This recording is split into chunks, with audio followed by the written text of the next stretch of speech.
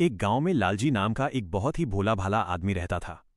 लालजी की एक बड़ी परेशानी थी, उसे रतौनी की बीमारी थी। दिन में तो वो ठीक ठाक देख लेता था, लेकिन जैसे ही शाम ढलती और सूरज डूबने लगता उसकी आंखों के आगे अंधेरा छा जाता। उन दिनों लोग पैदल ही दूर दूर तक सफर किया करते थे। एक दिन लालजी के मन में ससुराल जाने की इच्छा हुई। उसने अपनी माँ से कहा। माँ ने समझाते हुए कहा, बेटा संभल कर जाना, अगर शाम हो जाए तो रास्ते में ही कहीं रुक जाना। लालजी ने माँ की बात मान ली और थोड़ा सा खाने पीने का सामान लेकर चल पड़ा। चलते चलते दिन ढल गया।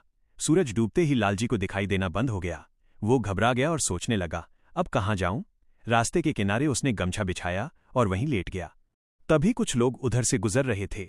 उन्होंने लालजी को रास्ते में सोया देखा और चिल्लाए, अरे कौन है तू, यहां रास्ते में क्यों सोया है।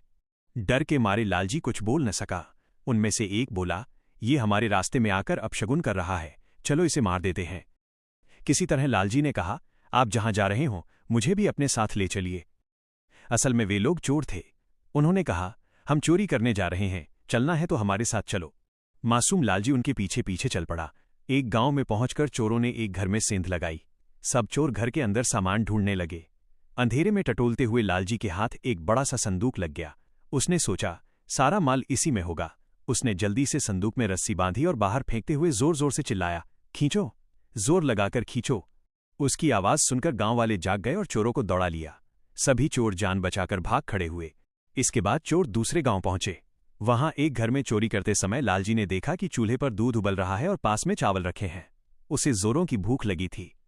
लालच में आकर उसने दूध में चावल डाल दिए और खीर बनाने लगा। उसी कमरे में एक बुढ़िया सो रही थी। नींद में उसका मुंह खुला हुआ था। लालजी ने सोचा, शायद बुढ़िया भूखी है। उसने गरम गरम खीर एक चम्मच से बुढ़िया के मुंह में डाल दी। खीर गरम थी। बुढ़िया जोर जोर से चिल्लाने लगी।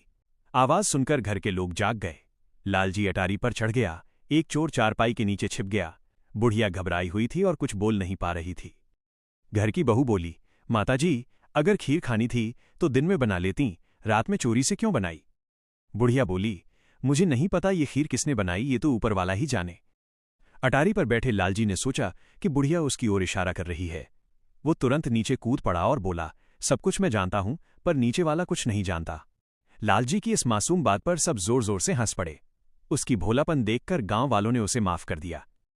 इस तरह लालजी अपनी मासूमियत और भोलेपन के कारण हर मुसीबत से बच गया। अगर आपको यह कहानी अच्छी लगी हो तो वीडियो को लाइक करें, चैनल को सब्सक्राइब करें। कमेंट में बताइए आपको कहानी का कौन सा हिस्सा सबसे ज्यादा पसंद आया। आपके प्यार और सपोर्ट के लिए बहुत बहुत धन्यवाद।